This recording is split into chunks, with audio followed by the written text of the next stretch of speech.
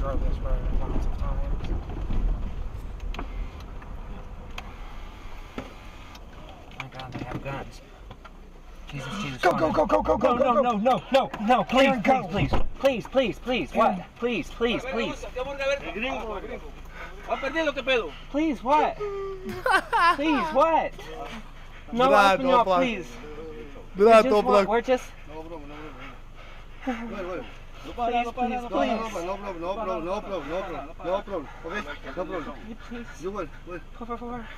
No por favor. Gringo. Kaže, no por favor. Brate, usro. Druže, prima si kurac sa bolju. Kako se uplašiš od, brate, pištolja, jesi normalan? Hey, Please. No problem, okay? I'm about to pass out. No problem. Logan, don't. It's okay, it's okay, it's okay. No problem, okay? What? You will. Can we... Još mu kaže no problem, oj se uzro. A šaju se, nije svejedno, Kenjam. Ja bi se u Kenju isto, brate, ali ono jebi ga, šta da radiš, razumiješ?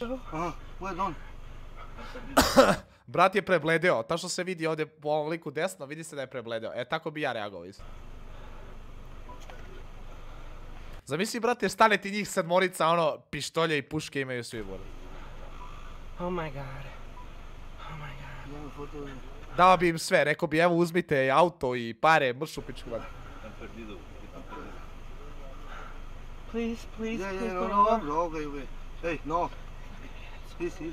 No pasa nada. No problem. Hey, Okay. easy, okay? Ove lika smiruje, ono, kažemo, it's okay. Cancun? You? No problem.